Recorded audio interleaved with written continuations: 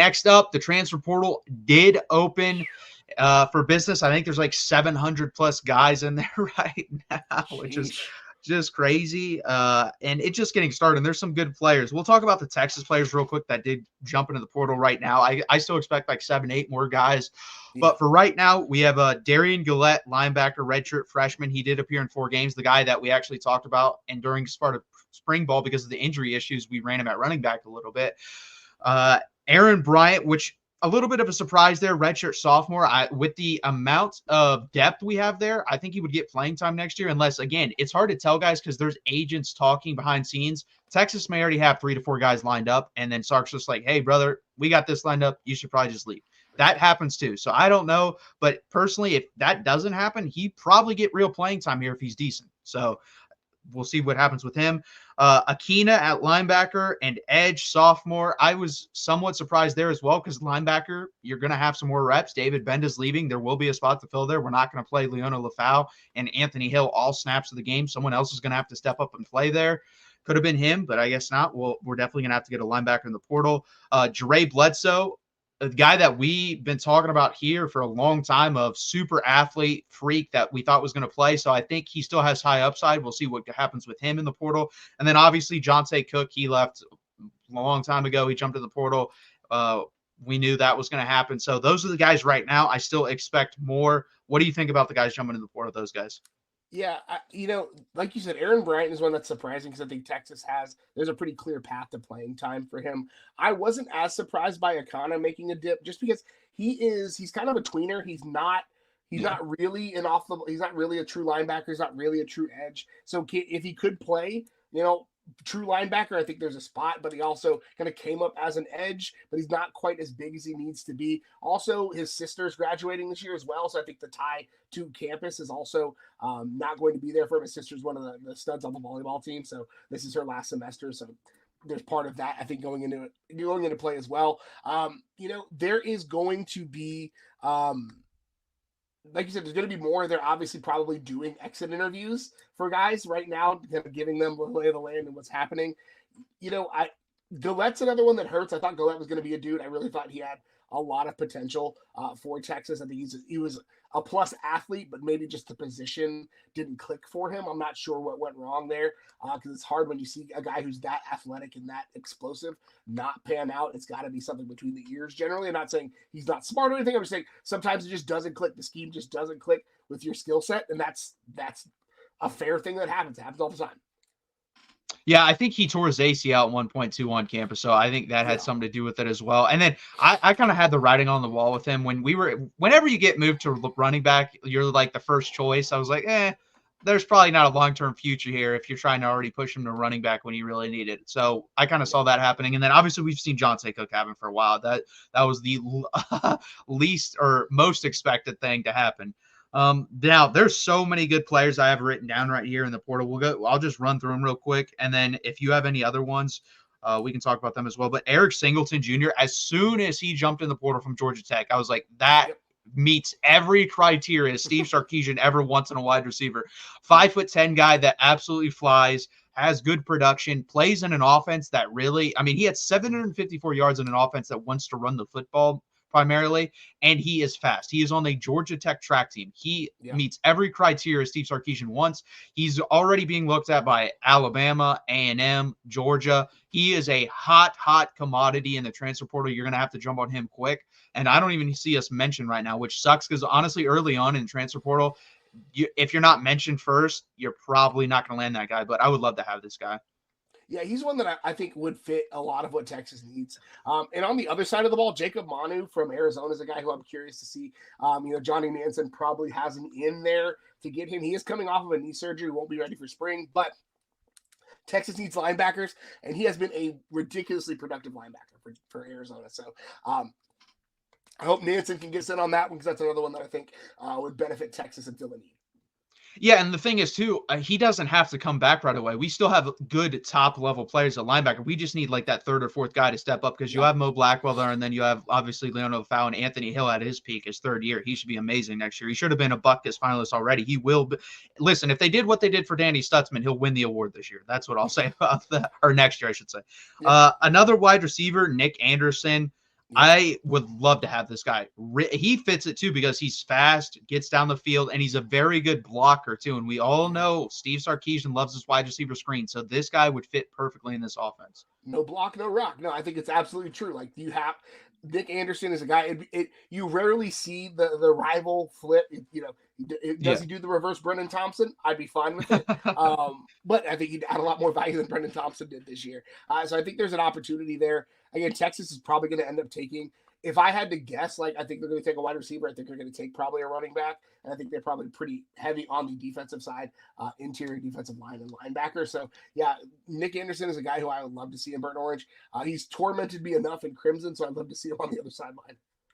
Yeah, I think we'll take one high level wide receiver and then again like a lower level guy that's like a rotational guy just in case anyone gets hurt because we still have really good talent there and with the recruiting class coming in.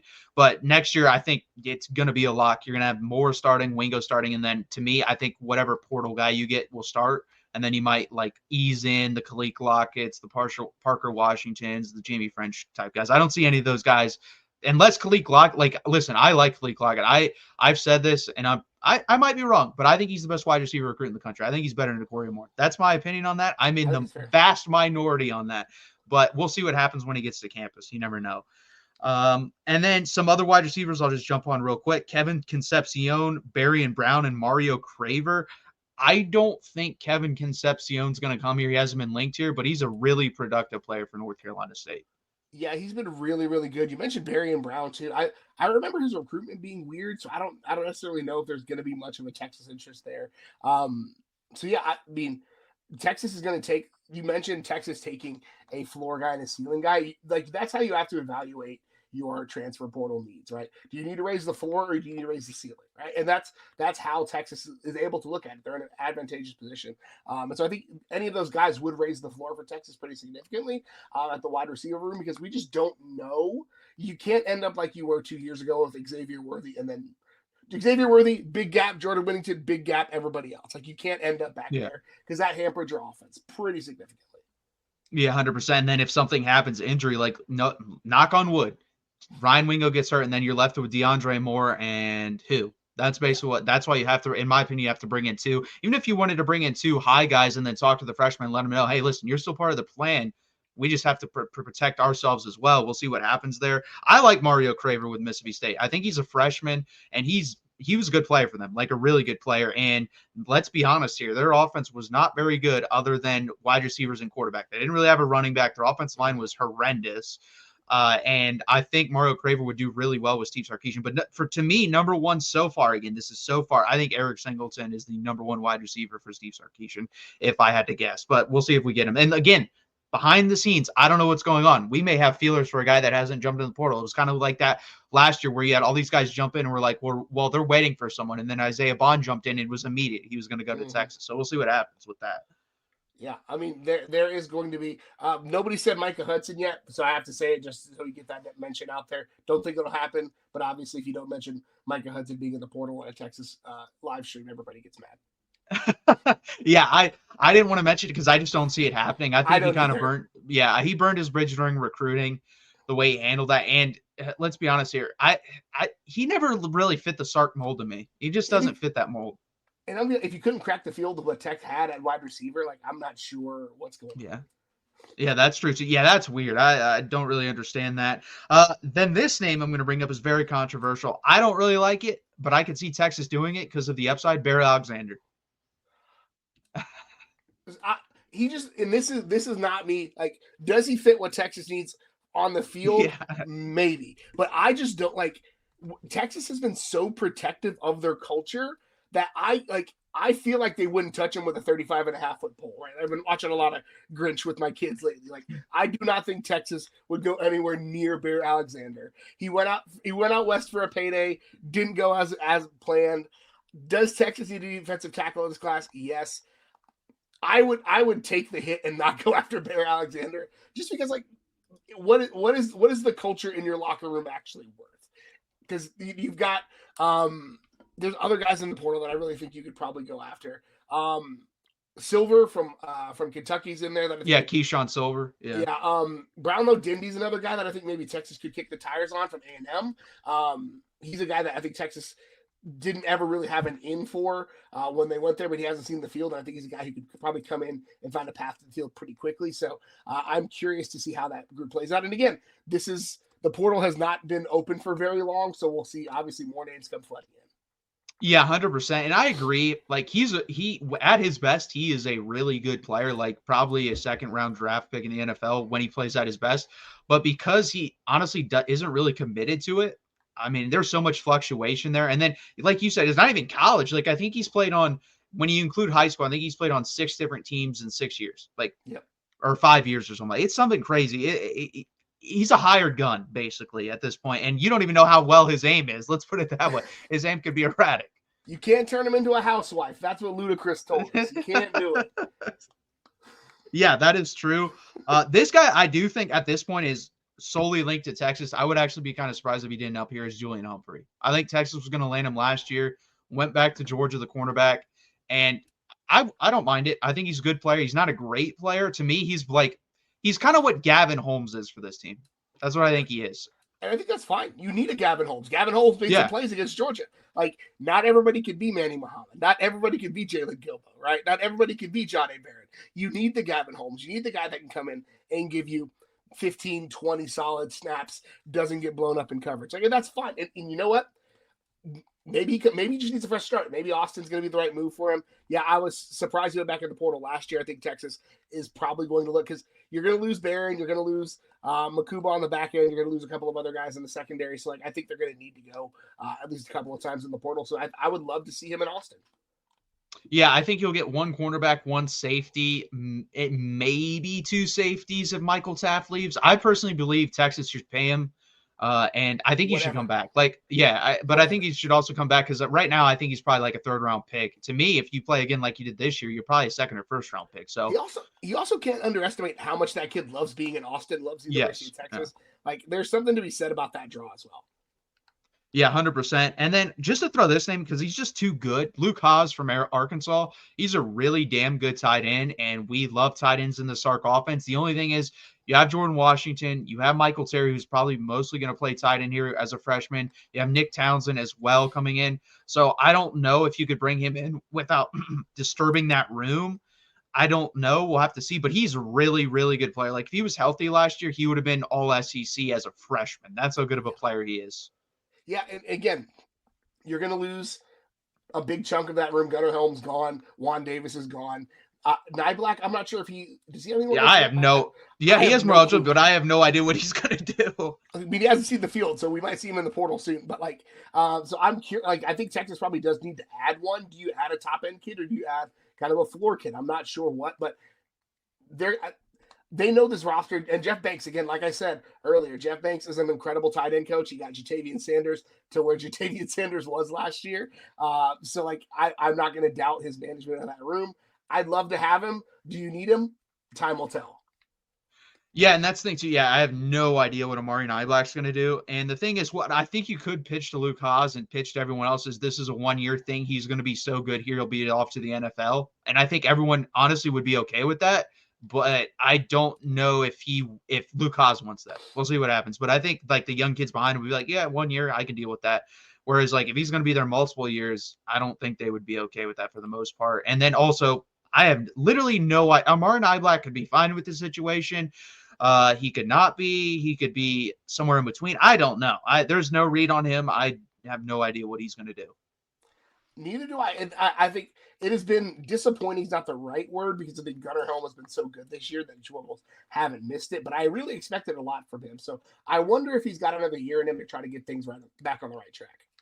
Yeah, because I think he's a redshirt sophomore, I believe. So he's definitely got time, but we'll see what he decides. And then I just wrote down, because I didn't really see anyone that stood out to me, but to me, for Texas, other than Bear Alexander, if you don't want him, you're gonna have to go get 2 to 3 defensive tackles. I think you're gonna have to get 2 high-level ones, yep. And then you can get a rotational guy. That's the biggest area of need. Period. There is no other area this team needs like a lot. The edges are good. You don't even have to pick up an edge. Like, we have 4 or 5 guys at edge. We're fine there.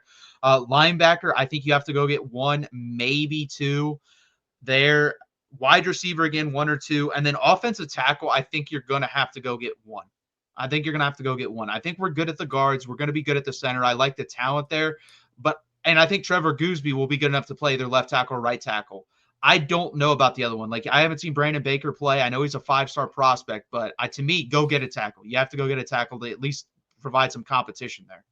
Yeah, the kid from Rice, I can't remember his name.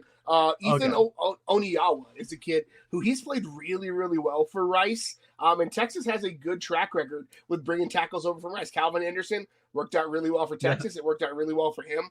He's a guy who he's played a lot of football and hasn't given up a lot of sacks as a tackle. You don't have to ask him to play left because I think Gooseby or Baker can probably slot in there. So if you have him play right tackle, he's a guy who can come in, play in Austin for a year, and let some of those young guys get their feet underneath them, be a stopgap for a year, play really well, go get yourself drafted. Like, it feels like the perfect arranged marriage, for lack of a better term. Like, it seems so transactional, but I think there's an opportunity there for something like that. Yeah, and even if Cam Williams comes back, you could still bring in someone like that and then have Baker, Gooseby, and him compete and see who wins, honestly. That may cause one of them to transfer, but to me, I would rather have a good left tackle and know that than have no competition there. We go in there and then Arch Manning's get blasted from his blind side weekly. So I think you have to do that. Interior, I think we're going to be pretty good at, because I do agree. I think DJ Campbell will be back. I think Cole Hudson will probably be your left guard at that point. And then you have a competition at center. And everything I've heard is Daniel Cruz is a really good player. Like, he was already the backup center. So I trust him. I think he'll be fine there. I'm not saying he'll be Jake Majors senior level, but I think he'll be a pretty good player his first year.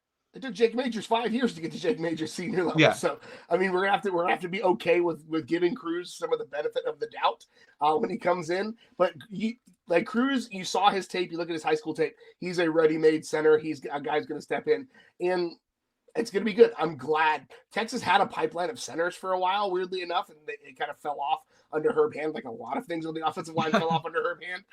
So I think getting back to that point, having Cruz step in, play for 3 years, next man up, I'm excited about it. Yeah, I'm not really worried about the interior. And then cornerback, we already touched on, and these are the last two.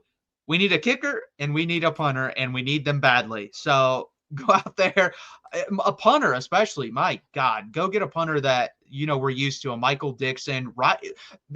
This is still funny to me. So Ryan Buchevsky, after Michael Dixon, everyone was like, "Oh, this guy sucks. This guy's terrible." You would pay ungodly amounts of money for Ryan Buchevsky to come back and punt for Texas right now. Like, I don't know what I'm sure what are you looking up his stats right now? Because yeah. I bet they're so much better than Michael Kearns is not even close. It's wild. Like, looking at him, the last two punters that Texas ran off both punted really well for SMU in the year after they left Texas. Because you got Buchevsky, and then Isaac Pearson is punting for them now at SMU. Did a good job over the weekend. Didn't lose in the game. Was able to flip the field. Like, I was a big Isaac Pearson fan. I don't know what happened with the pro kick guys in Austin. Like, Texas hit on one, and then the next two were really not what Texas wanted. They ran them off fast. You got to figure that out. I don't know. I mean, Ryan Sanborn was really good for us last year. At one point, he was just as good as Michael Dixon was during his year. So it's like, can we get back to listen, you don't even have to get back to that. Can you give me an average punter? Because right now, I think we are legitimately dead last in punt average. Just don't suck. Don't suck. The defense is good enough. Just don't suck. Like, that's all I need from a specialist. Just do your job, punt the ball 40 yards, get off the field. Like, that's all I need. All I need from you. Like, just don't suck. And the funny thing is, we were talking about how bad the red zone offense was. If we had, like, if you could give me Cameron Dicker back and place him on this team, we would have won the game yesterday, even with how bad the red zone offense was. Like, this team can legitimately, because the defense is so good, if you get to the red zone and just make your field goals, you can still probably win. You could probably get to the national championship game if you just don't shoot yourself in the foot and throw costly turnovers that lead to scores, and you make your field goals. That's it. Like, that's how good this defense is. It's how Trent Dilfer won a Super Bowl. Yeah, but that's the thing. We can't get out of our own way with that. We're missing 30. We're barely making 39-yard field goals. He almost missed the 39-yarder before the false start. If I talk any more about kickers and punters, my blood's going to shoot out of my eyeballs, man. I cannot do it. How about this? Can we go back in time, take Bert Auburn from last year and bring him to this year's team and switch? Just all you have to do is switch them. That's all we got to do, because that feels fair. That feels fair. Different kickers. That feels fair. And just go to the club soccer team. Find a guy and be like, "You're our new kicker." Like, let's just go Go to the, Yeah. you know what, Lexi Missimo. Go find one of the Texas studs on the women's soccer team. Man, they went deep in, they had a run in the tournament. I'm just saying, like, can they kick? Just go out there, find one, find somebody, have open tryouts. I don't know, gotta make them. Yeah, 100%. And it's very frustrating, but that does it for the transfer portal. Obviously, we'll be touching on this a lot more as more guys flow in and out of it. I think you're going to see here. I'll give you a buy or sell because I heard this on another show. Buy or sell. Texas has at least one transfer portal player sign before we play Clemson. Ooh, I'm gonna buy it. I think I'm gonna buy. I think they've got. There's probably, like, let's just be honest. Everybody's back channeling. Everybody's tampering. It is what it is. There's no way to prove it. So, like, I guarantee you, there's probably somebody that's already in the boat that hasn't even gone in the portal yet. So I'm gonna go. I'm gonna buy. I agree. I think there'll be someone to buy. I mean, there's 2 weeks till we play that game. There's going to be like you said, guys back channeling. There could be someone already committed that's on another team, which is crazy to say that. I don't like it, but that's how it is. That's how it works. There's going to be guys that jump in the portal last minute and then immediately know where they want to go. That's how that works. So we'll see what happens.